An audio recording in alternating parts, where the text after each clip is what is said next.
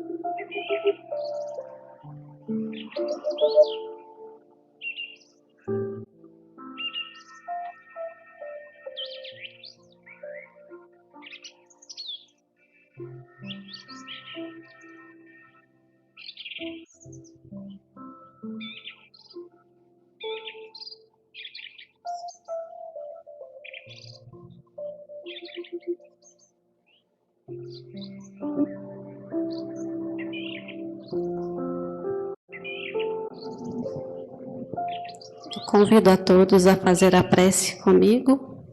Quem quiser fechar os olhos, sintam-se à vontade.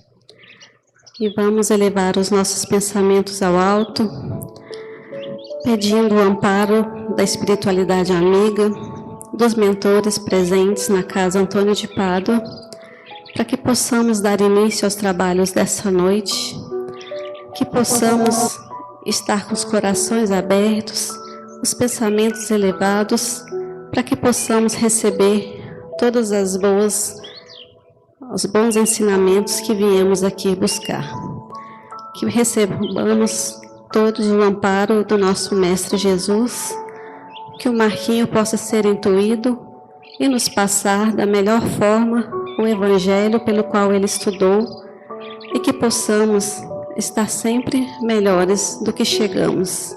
Agradecemos por essa oportunidade bendita de poder estar aqui hoje reunidos. Que assim seja. O nosso tema da noite, vinda do reino. E eu passo a palavra ao Marquinhos.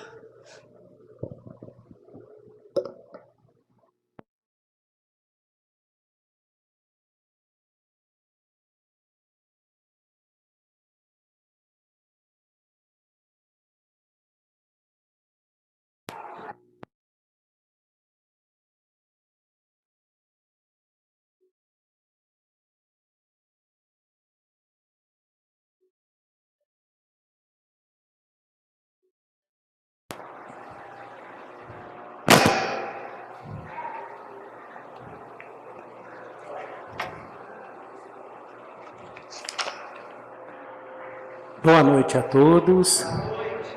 Que o Senhor Jesus possa nos envolver em sua paz e nos conceder também a sua luz. Que bom estarmos aqui hoje, nessa terça-feira de feriado, E com certeza a espiritualidade preparou boas energias e boas coisas para nós. Então vamos absorver o máximo que a gente puder, né? Melhorou agora, né? A fala. Nosso tema de hoje é Vinda do Reino, capítulo 107 do livro Caminho, Verdade e Vida. Nós temos um conceito de reino de Deus que nós viemos trazendo há séculos atrás e de um reino exterior. Aqueles que estiverem dentro de uma igreja, que forem batizados, que estiverem os seus nomes registrados no livro daquela igreja, estaria, né? Seria ali um candidato a estar nesse reino. Ou então aqueles que fez tudo o que quis durante a vida e no último momento eles se arrependem e passam então a pedir perdão a Deus, a Jesus, para que eles possam também pertencer a esse reino. E séculos atrás, nós podíamos até comprar um pedaço do céu, com as nossas posses, com o nosso dinheiro, a gente comprava um pedaço do céu. Isso passou por séculos, E nós, com certeza, estávamos lá, vivemos tudo isso, tiramos algum proveito disto, mas o que ficou foi a expressão de um reino que iria ser formado, de um paraíso que iria ser formado e que viria externamente. Apesar de tudo isso que nós vivemos, Jesus, né, já tinha explicado e falado no Evangelho o que era o reino divino.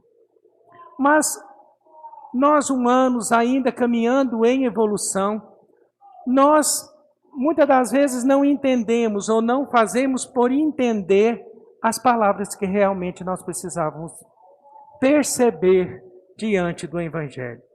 E dentro de muitos outros fatores, com certeza, vieram para fazer com que nós acreditássemos nesse reino exterior. Mas Jesus foi claro. E coloquei aqui, né, essa imagem, justamente para que a gente possa perceber isso que eu falei, essa busca de um reino externo. Mas, na lição que hoje nós vamos estudar, no capítulo 107 do livro Caminho, Verdade e Vida, Emmanuel vai tirar esse versículo que está lá em Lucas, no capítulo 17, no versículo 20. E diz o seguinte: o reino de Deus não vem com aparência exterior. De onde Lucas tira isso? De uma conversa que Jesus estava tendo com os fariseus. Os fariseus perguntaram a Jesus: quando vem o reino de Deus? E Jesus então responde com essas palavras: o reino de Deus não vem com aparência exterior. Nem vos dirão, ei-lo aqui ou ei-lo ali, porque o reino de Deus está dentro de vós. Complementando, né, o que vem depois desse versículo para que a gente possa entender. Mas nós não podemos esquecer que esta concepção, esse ensinamento de Jesus sobre o reino de Deus foi a coisa primordial dos seus ensinamentos. Ele nos ensinou tantas e tantas coisas, mas a fala do reino de Deus, ele sempre dava uma conotação a mais. Ele falou categoricamente centenas e milhares de vezes sobre o reino de Deus. Inclusive, as 48 parábolas que ele nos contou e nos ensinou, 13 delas começam com a expressão: o reino de Deus é semelhante. E no livro Boa Nova, quem já leu, quem não leu, é um livro maravilhoso. E ele conta aqui, na verdade, o início do ministério de Jesus, depois aquelas conversas que Jesus tinha com os apóstolos, eles reunidos a sós, sem a multidão. Era, na verdade, o que eu falei há uns dias atrás, a complementação dos ensinamentos de Jesus. O livro Boa Nova é maravilhoso. Quem nunca leu, o leia, que é enriquecedor através do Evangelho. E no capítulo 3, que tem como título Primeiras Pregações, conta-se que Jesus saíra da sua casa, saíra lá do lar onde ele vivia com Maria, para poder começar então a sua missão sobre a terra. Ele então chega, até a Judéia, encontra ali com João Batista, permanece alguns dias em oração, em comunhão com Deus. Depois ele passa por Jericó e ele chega então em Jerusalém. E nas portas do templo de Jerusalém, havia ali um grupo de sacerdotes e também de pensadores. E Jesus estava sentado ali na porta do templo, observando, o templo, o povo, as pessoas que estavam ali à volta. E no meio deste grupo de sacerdotes, havia um chamado Hanã, que ele então se sente atraído com certeza pela fisionomia, pela magnitude da presença de Jesus. E ele então se aproxima de Jesus e pergunta, a Jesus: o que fazes aqui, Galileu? E Jesus então, com modéstia, com simplicidade, responde a ele: eu venho a Jerusalém para buscar a formação do reino de Deus. E esse então, o sacerdote, ele se intriga. E ele pergunta então a Jesus: mas o que é o reino de Deus para tu, para você? E ele então responde numa das mais belas frases que ele deixou: o reino de Deus é a implantação da obra divina no coração dos homens. Foi a primeira pregação, a primeira vez que Jesus, depois que deixou o seu lar, saiu para o mundo na sua missão. Foi a primeira pregação, a primeira vez que Jesus fala a uma pessoa da terra, em missão, no início da sua missão. Ele falou outras coisas quando era criança, mas essa foi a primeira pregação de Jesus. E esse sacerdote, então, ele se torna um pouco arredio. E ele começa, então, a buscar atacar Jesus com palavras, com perguntas, irritando, ficando irritado. E Jesus, na sua mansidão, vai contornando estas palavras e demonstrando a ele qual que era a obra que ele vinha fazer sobre a terra, que era a implantação do reino divino nos corações dos homens. Então, isso vai mais alguns minutos com essa conversa, até que ele então se irrita e sai de perto de Jesus, orgulhoso, por não aceitar nenhuma fala de qualquer uma outra pessoa. Ele sai e Jesus fica ali por alguns instantes, permanece naquela noite, e no dia seguinte Jesus então vai atrás à procura dos 12 discípulos para fazer companhia nele na caminhada da sua missão. Então, nós vemos aqui que Jesus, demonstra desde as suas primeiras palavras da missão que ele vinha cumprir, que o que ele iria fazer sobre a terra é tentar mostrar ao homem este reino do qual ele teria que ser produzido, feito, construído, edificado no coração. Uma obra divina no coração dos homens. Neste capítulo 3, e mais adiante um pouco, no capítulo 10, já tinha chamado os discípulos e ele então, caminhando por Nazaré, falou, pregou o dia inteiro, e quando foi à tardinha, Filipe começou a conversar mais particular com ele, está no capítulo 10, chamado Perdão, o título do capítulo é Perdão. Ele então começa a conversar com Jesus, e é impressionante o que Jesus fala com Filipe, completando este pensamento nosso do reino divino. Filipe começa a falar assim: olha, Senhor, muitos irmãos hoje se tornaram insuportáveis. Está no livro, esta palavra. Se tornaram insuportáveis. Ele falando dos outros discípulos que estavam caminhando junto com os dois. Uns me acusaram de brigão, outro de não entendedor dos seus ensinamentos. E eu fico imaginando o que será da obra do Evangelho desta maneira. O que vai acontecer com o Evangelho, com a obra, nessa situação? Então, Jesus toma a palavra e diz a ele assim: estas perguntas, Filipe, cada um deve fazer a si próprio. A si próprio.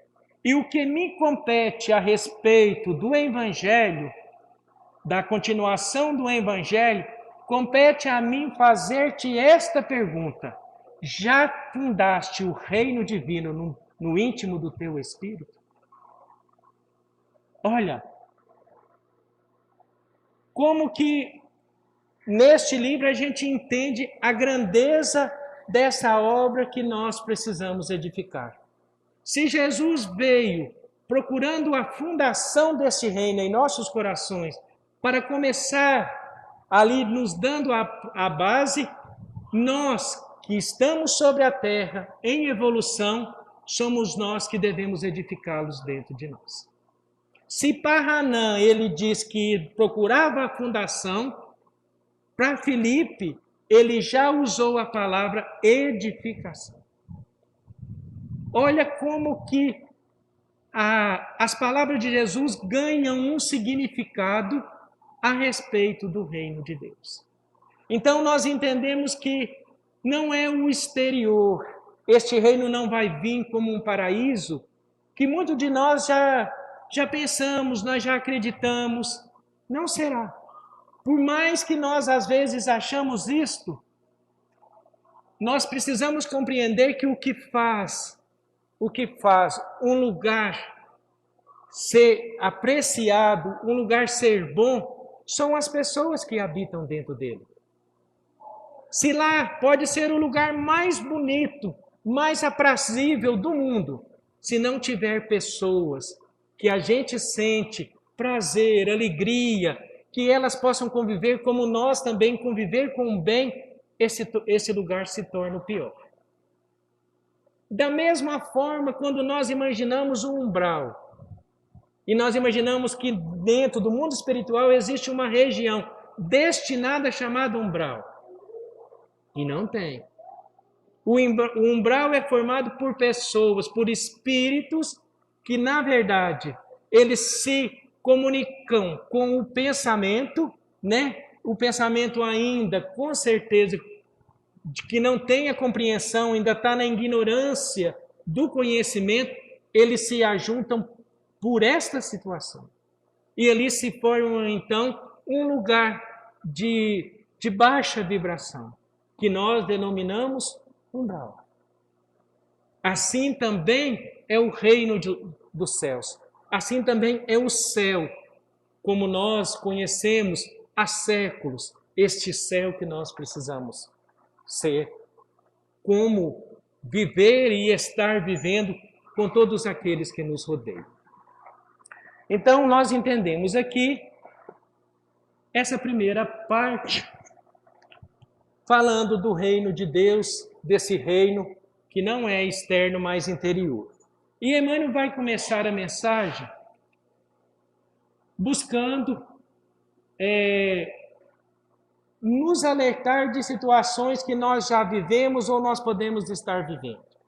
Ele começa assim: os agrupamentos religiosos no mundo permanecem quase sempre preocupados pelas conversões alheias.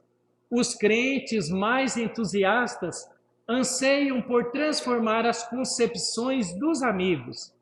Em vista disto, em toda parte somos defrontados por irmãos aflitos pela dilatação do proselitismo em seus círculos de estudo. E ele começa lá, os agrupamentos religiosos, preocupado com as conversões alheias. O que Emmanuel está falando aqui? São as pessoas que, quando Emmanuel fala ali de crentes, ele não refere somente aos evangélicos. Crente é todo aquele que crê em Deus, em Jesus.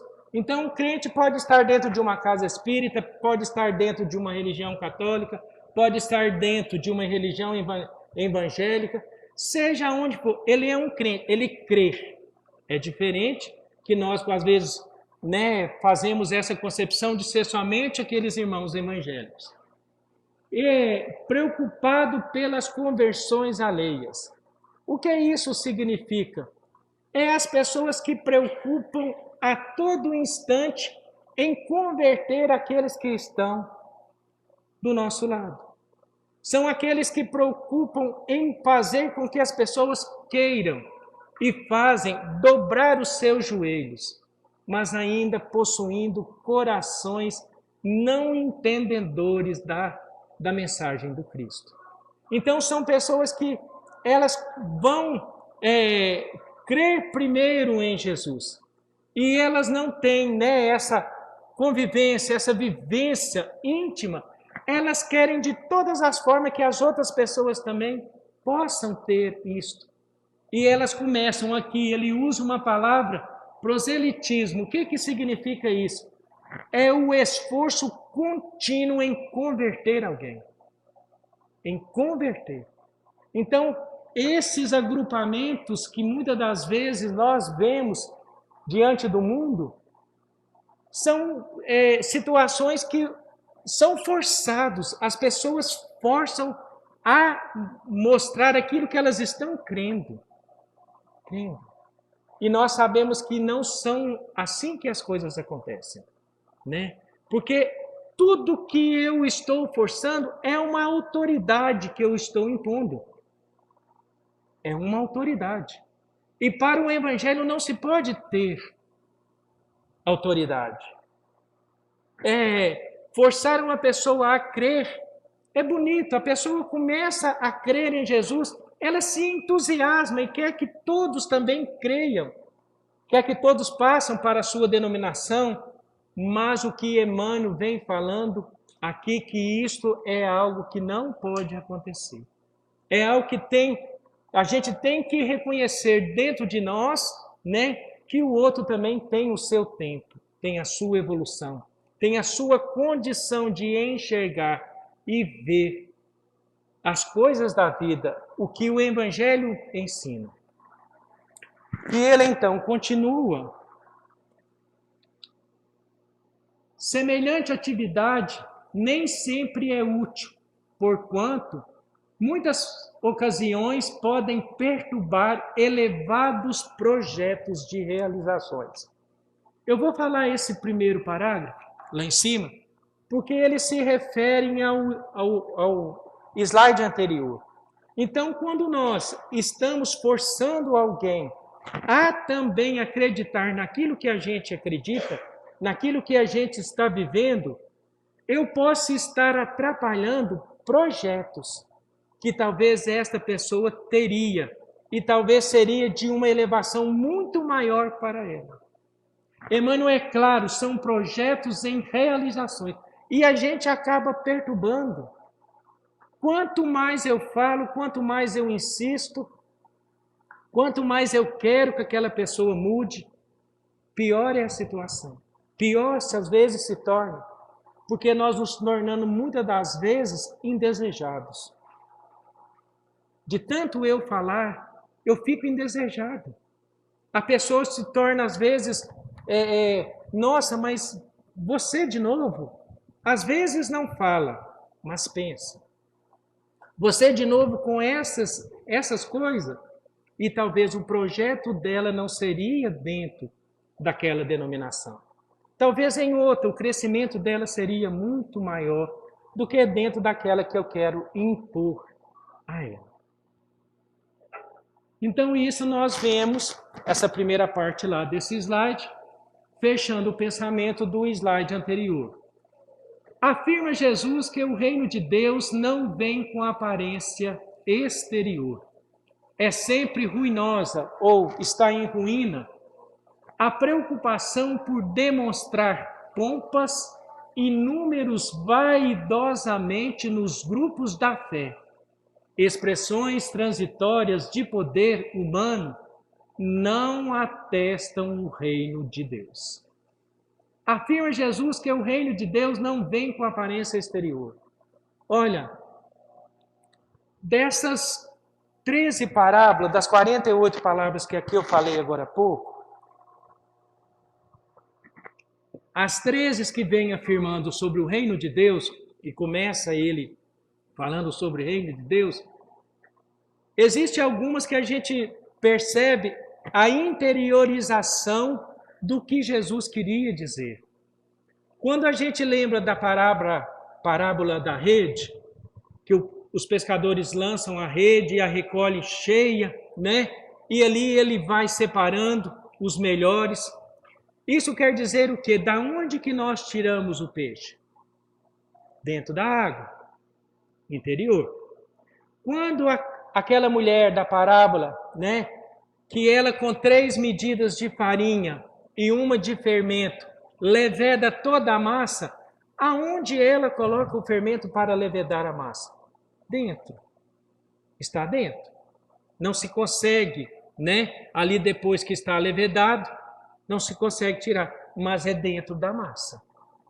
Outra parábola que Jesus afirmava também com esse mesmo pensamento, a do tesouro perdido.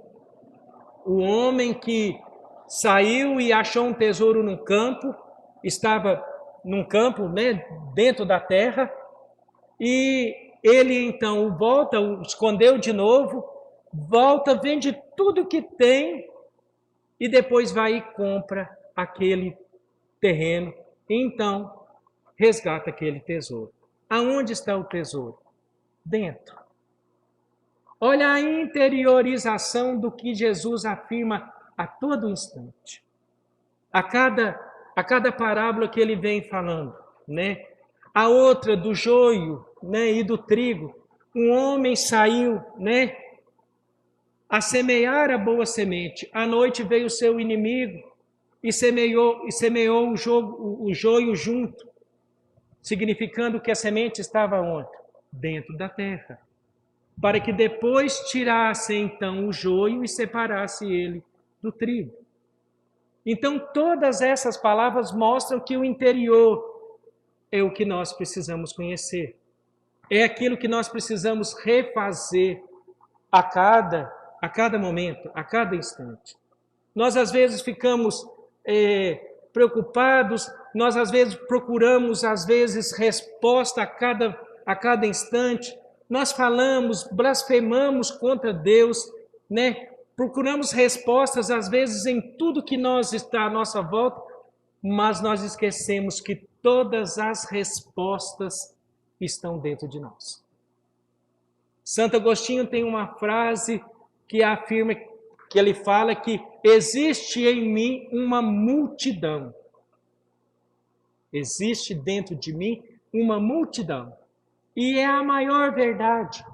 Se nós aqui estamos, eu sou, cada um de vocês são o resultado de todas as vivências que nós já tivemos. E se hoje eu perguntar, se eu passo por alguma situação, se eu estou vendo que eu vou ter este ou aquele problema, se a minha vida toma um rumo diferente, se eu buscar dentro de mim, eu vou saber que isso foi alguma coisa, algum feito, algo que eu com certeza procurei, ou num passado perto ou num passado distante. Então, nós às vezes procuramos respostas de fora para dar jeito na nossa vida, sendo que o interior tem tudo que nós precisamos. Tudo que nós temos que tirar de nós para poder assim então aprender a viver. É aqui que se encontra, né, tudo que eu preciso. É dentro de mim. Porque se eu procurar lá fora, eu vou cair em situações, muitas das vezes, aquilo que Emmanuel está falando aqui. Eu vou crer, mas eu não vou ter uma convivência, uma experiência para com Deus. E esta experiência, ela é íntima. Essa vivência, ela é minha, unicamente e exclusivamente minha. Eu posso estar no meio de muitos que comungam com a mesma ideia, mas ela é minha, individual, minha. E ele então continua. É sempre ruinosa, que eu já disse, está sempre em ruína. A preocupação por demonstrar pompas e números vaidosamente nos grupos da fé, expressões transitórias de poder humano, não atestam o reino de Deus. É o que nós vemos. É impressionante, não é crítica, mas quantas vezes a gente vê anúncios de denominações que contam, hoje tivemos 50 mil pessoas, hoje nós tivemos 40 mil, hoje nós tivemos mais. O que adianta? O que adianta? A quantidade, se ela não se valoriza. Não adianta nada. Os números não atestam, vem aqui ele falando, né?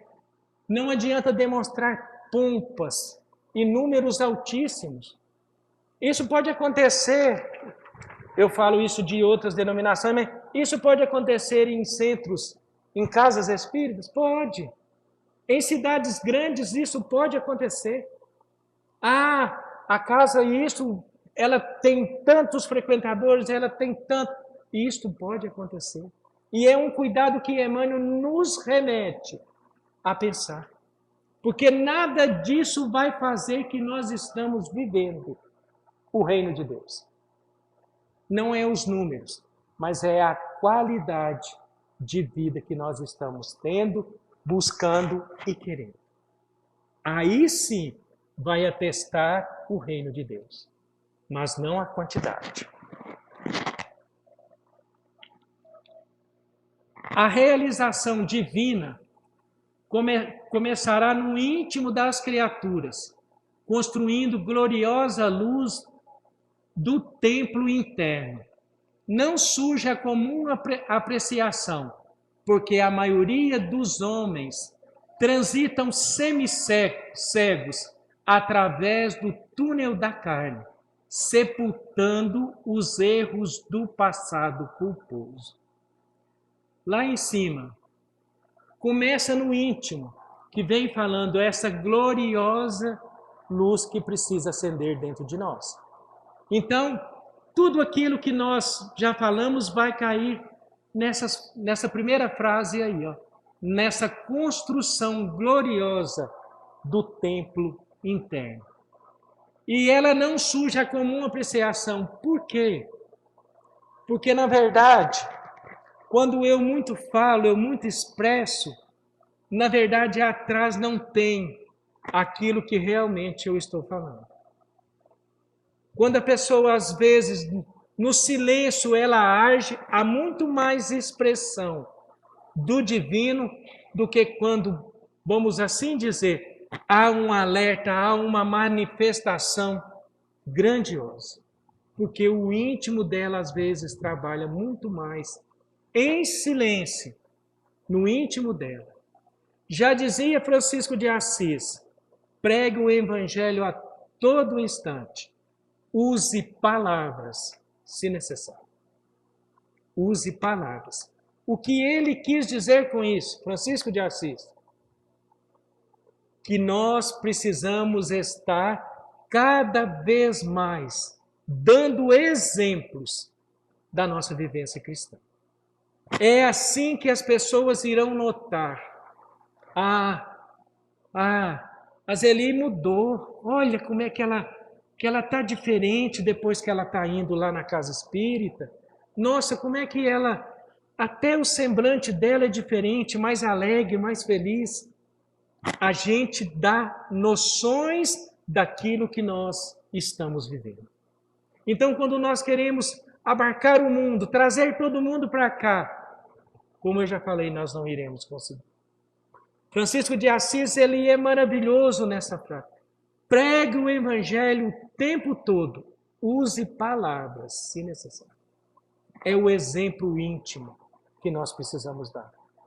É a aceitação, é a comunhão com o divino. A aceitação é enxergar a misericórdia de Deus que chega a todo instante nas nossas vidas e nós muitas das vezes não percebemos. E isto é comunhão divina. Isto é a edificação do reino em nossas vidas. A carne, Emmanuel aqui falando, né, da reencarnação, é digna e venerável, pois é vaso de purificação, recebendo-nos para o resgate precioso. Entretanto, para os espíritos redimidos, ou aqueles que já repararam algum erro, significa morte ou transformação permanente. Olha as palavras de Emmanuel. A carne é digna e venerável. Então, o que quer dizer? As reencarnações é que vai nos ajudar a edificar esse reino. É nas reencarnações que vai nos ajudar a fazer com que nós ganhamos a vivência que nós precisamos ter. E quando ele diz, esses espíritos redimidos, que aqueles que já conseguiram, né, enxergar algum erro, significa a carne, a reencarnação, significa morte ou transformação permanente. O que Emmanuel quis dizer com isso? Morte é aquilo que, como ali ele vem falando, se ele já reconheceu um erro e já conseguiu superá-lo, isso já se tornou morto. Ele já foi capaz de tirar isto da sua vida imortal. Que nós que somos espíritos, precisamos pensar que o reino divino, ele não é para a carne, mas é para o espírito.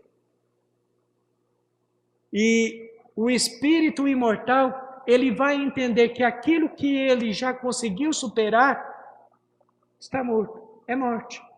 Ou então, transformação permanente. Mas para aqueles que já entenderam, como ele ali vem falando, que redimiram já em seus erros. Compreenderam essa parte? Agora olha a parte que ele vem falando. Quase a mesma coisa. O homem carnal somos nós, que aqui estamos, vivemos mais da carne. Em vista das circunstâncias que lhe governam o esforço, pode ver somente o que está morto, ou aquilo que vai morrer.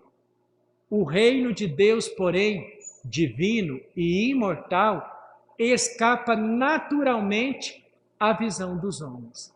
Então, quando nós não enxergamos essa beleza, esse reino edificado em nós, Nós somos homens carnais porque nós só vivemos na carne. Nós não enxergamos além do quê? Da morte, ou daquilo que vai morrer. Então nós estamos enxergando um ponto final. Ali acaba, ali termina, ali não tem mais solução. Morreu, ou então vai morrer. O homem carnal não tem a condição de perceber além da morte a vida imortal que nós temos. E então o reino divino, porém, o reino de Deus, porém, divino e imortal, escapa naturalmente da visão dos homens. Nós não conseguimos enxergar. É aquilo que eu falei, as pessoas que vivem apenas na matéria. Querem estar vivendo esse exterior e não buscam ali o interior. Fazem com que a sua vida seja repleta dos prazeres mundanos. E a edificação, ela é silenciosa, como Emmanuel vem falando. Vai no íntimo. Tudo o que nós estamos construindo, demanda tempo. E além do tempo, tudo que existe elevação de consciência, quando eu estou num patamar e quero passar para outro patamar, seja eu um crescimento espiritual, seja eu uma obra social, seja eu querendo fazer algo de um talento que talvez eu queira melhorar, que eu queira crescer espiritualmente, quando eu saio desse patamar e vou para esse, o meio aqui, este espaço, ele é preenchido só por uma única coisa: resistência. Tudo que eu preciso melhorar, esse espaço se chama resistência. Resistência minha e daqueles que estão à minha volta. Nós falamos isso há alguns estudos atrás, né? E isto é complicado, porque quando a gente quer levar essa resistência, ela vem como uma artilharia pesada. Não é brincadeira. Eu resisto a tudo aquilo que eu estou melhorando. E uma prova disso é a evolução que hoje a Terra está. A Terra está. Se a gente vai lá na época de Roma e vê lá as brigas, como elas eram conduzidas, como eles tinham aquilo como instrumento da condição lá para eles poderem andar, e a gente chega hoje e vê um avião supersônico, daqueles mais rápidos que existe. Houve uma evolução gigantesca. Nossa, a gente não tem...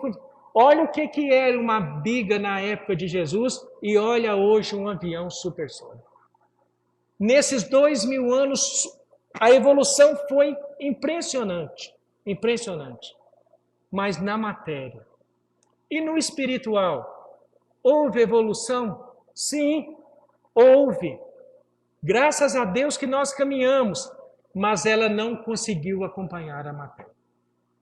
Ela não conseguiu. Por quê? Porque todos nós estávamos nesse espaço. Na resistência. A gente não queria. Ou às vezes a gente tinha planos, mas no primeiro passo a gente já voltava. Era um medo, era uma situação de família, era algo de trabalho, era alguma coisa que eu via que talvez não ia dar conta, eu poderia dar conta, mas a resistência ocupava o espaço deste patamar para esse outro patamar. Da elevação da consciência que eu precisava ter. Então, a evolução não conseguiu acompanhar a evolução espiritual. Evoluímos sim muito, mas não tanto quanto a matéria. Não tanto. A antropóloga chamada Margaret Mead, não sei se alguém já ouviu falar nela, ela é nascida lá na Filadélfia e ela estava numa universidade reunida com alguns estudantes, e uma das estudantes perguntou a ela assim, antropólogo é aquele que estuda a origem das civilizações na sua totalidade e abrangendo tudo, né? Desde o começo, tudo. Então, o antropólogo é aquele que estuda as civilizações antigas. E perguntaram a ela assim, Margarete, essa estudante, qual que é o indício que vocês veem quando vocês encontram alguns vestígios que houve uma civilização? E todo mundo, naturalmente, vai pensar que são as construções, são os utensílios que se encontra, prato, galfo, talher feito de pedra. Houve ali uma civilização, né? A gente tem essa concepção. Mas a resposta dessa Margarete Ned foi assim impressionante. Ela olhou para a estudante e falou com ela assim: o que mostra que houve uma civilização é quando nós encontramos lá um fêmur quebrado, fêmur, osso da perna, e foi curado. Aí ela continua explicando. Porque em toda a natureza, qualquer animal que seja, quando quebra uma perna, ele morre. Ele é vítima de predadores, não existe como ele sair para beber água ou procurar alimentos. Então, o destino dele é a morte. Quando a gente encontra um fêmur que foi curado, é porque uma outra pessoa teve tempo para cuidar dessa que estava machucada. E isto é um indício que houve uma civilização. Olha a resposta, né, desta antropóloga. E isto é o reino de Deus. É o reino de Deus. Construído. É o tempo que nós damos, porque se uma pessoa, numa civilização antiga, né, e hoje também, se nós temos tempo para cuidar, nós estamos dando tempo a nós também de melhorar. Eu estou tendo a capacidade de cuidar de um outro semelhante. Eu estou tendo a capacidade de amá-lo, de conhecê-lo, de conviver com ele. Às vezes não seja, né, da nossa família ou alguma coisa perto de nós. É a capacidade da edificação do reino de Deus. E essa resposta, ela foi assim maravilhosa, porque ela deu a entender, né, que o homem já tem dentro da mente o que é a edificação desse reino. É a comunhão, é a convivência para com os outros que estão à nossa volta. E vocês podem me perguntar assim, Marquinhos, mas tudo isso que você falou, a gente edificar o reino de Deus, por onde eu devo começar? Quando a gente já tem e já crê em Jesus, em Deus, a gente já acredita, porque isso vem, né, já conosco, essa crença, essa fé. Falta talvez algo que a gente ainda não tenha na sua totalidade, que se chama gratidão. Se eu já creio, se eu já tenho fé, e se eu não sou grato, essa edificação ela vai ficar capenga. Ela não vai ter a estrutura pela qual ela precisa ter. Porque se eu não tenho a gratidão em mim, eu não sei agradecer a Deus também pelas coisas que Ele me oportuniza, pela oportunidade que Ele me dá, pela situação que Ele me concede a cada dia. E gratidão parte desse sentimento, dessa edificação que nós precisamos fazer. Então, tudo que eu viver, tudo que eu tiver que passar, eu serei grato. Seja ruim ou seja bom, eu vou agradecer a Deus porque ou vai me trazer algo de bem, ou vai me trazer uma lição. vai me trazer um aprendizado. Então, crendo, tendo fé e gratidão é a base para a edificação do reino. Contar para vocês, é rápido, só para a gente já partir para a parte final. A barbearia que eu frequento é de um senhor de 87 anos. Ele tem 87 anos e ele trabalha todos os dias até hoje. É daquelas pessoas que a gente tem, assim, alegria de estar com ele nos momentos que a gente está, porque ele tem uma conversa, assim, boa, ele é alegre, ele não reclama, sabe? Ele tem uma gratidão dentro dele, assim, impressionante. E numa dessas últimas vezes que eu fui lá, para ele ajeitar o restinho que eu tenho, né? Que não é muito. E eu cheguei lá e perguntei, e o senhor, como é que o senhor está? E ele olhou para mim e falou assim, não, Marco, ontem eu estava bom demais, mas ontem eu estava tão bom, mas hoje eu estou muito melhor do que ontem. Hoje eu estou 100% mais do que ontem. Naquela alegria, um senhor de 87 anos. Trabalha não é porque é um hobby dele, ele gosta do que faz, mas porque ele também precisa da renda para ajudar na aposentadoria dele, que é pouco. Não reclama de nada. E eu, então, né, brincando com ele, falei assim, o senhor com 87 anos aí nessa alegria, ele falou assim, 87 nada, meus 110, Deus vai me dar 110 anos de vida. Eu falei, que bom que o senhor tem essa fé, que essa esperança no coração do senhor, e eu ainda vou voltar. Ele acredita na reencarnação, não é espírito, mas nas conversas que já tivemos, ele acredita na reencarnação. Ele virou para mim e falou assim, vou com 110 e vou voltar mais rápido possível, porque isso aqui é bom demais. Não existe nada melhor do que isso aqui que nós estamos vivendo. Eu falei, que bom que o senhor acha.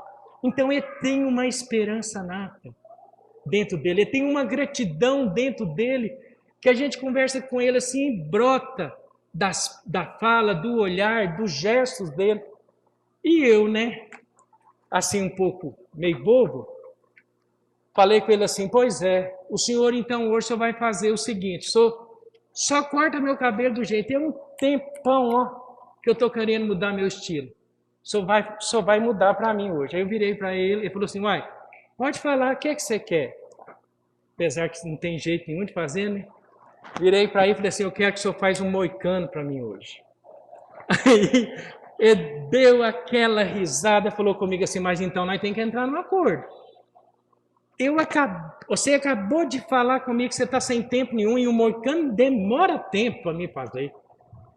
Nós vai deixar isso para outro dia, porque o seu tempo está corrido. E nem falar isso eu tinha falado. Mas você vê dentro da expressão dele a alegria de viver. Então a gente nota que não é só porque nós estamos dentro de uma casa espírita, mas há pessoas que elas edificam este reino dentro delas. A alegria da gente poder conviver, conversar, estar perto. E é isso que nós precisamos ser. Nós não vamos conseguir formar, edificar esse reino nessa única reencarnação. Isso é impossível, mas eu posso começar a ter a alegria de viver. Eu posso começar a ser grato, a começar a buscar, né, dentro de mim aquilo que eu tenho de melhor para oferecer para o outro. E para nós terminarmos, eu trouxe aqui uma mensagem, eu não sei, ela não é psicografada, tirei da internet uma moça que fala ela, mas eu achei ela perfeita para nós encerrarmos o estudo de hoje. Diz o seguinte, eu desejo que a paciência seja sua amiga na caminhada da vida, que a gentileza te encha os olhos quando olhar o mundo e o espelho também. Que você confie no tempo que traz toda a colheita e que plante flores para colher o bem, e veja que a natureza é justa e tudo aquilo que muito vale, muito custa. Veja a beleza no caminho e a bondade no espinho. Eu desejo que você cuide do seu jardim, que a terra seca não floreia. Não faz teu peito sertão, semeia o amor, que ele é candeia, luz que ara a terra e regenera as raízes do coração. Que a maré que te rodeia seja de boa vibração e você escute os sinais do universo e seja fiel à tua intuição. Que você seja sábio e siga o caminho, a verdade e a vida, a essência da nossa existência, que nos mantém vivos e nos concede, por amor, graça e misericórdia, a oportunidade da vida eterna. Seja sábio, escolha quem te escolheu primeiro, escolha Jesus. Está lá no início o nome de que você, e quem fala essa mensagem se chama Clara Scarpaluna. Eu não sei se é dela, só sei que não é psicografada, mas eu acho que ela trouxe aquilo que nós falamos hoje, tudo que nós falamos hoje, né? Que nós possamos ver naquela frase que eu achei maravilhosa ali, ó, ver a beleza no caminho e a bondade no espinho. Em qualquer lugar que nós estivermos, que nós venhamos ver essa beleza. Mesmo que a gente estiver no espinho, que a gente também veja que aquele espinho é bondade de Deus para nos consertar. E a edificação do reino de Deus nos é construída a cada dia. Que Jesus nos abençoe hoje e sempre.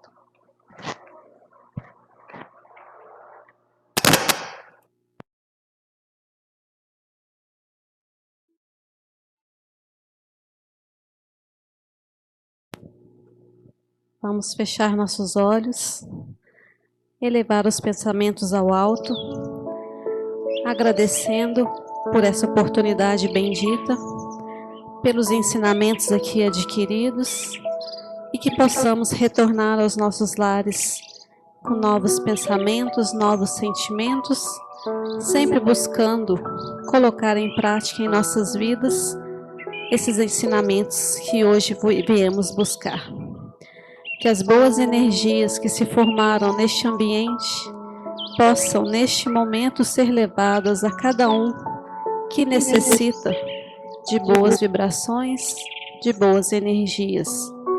Que elas possam ser levadas neste instante aos nossos lares, aos nossos irmãos que estão precisando de um amparo, aos doentes da alma e do corpo, aos moradores de rua, às pessoas que estão em presídios, em hospitais e a todos que sofrem com as dores morais e as dores físicas. Muito obrigado, mestre, que assim seja.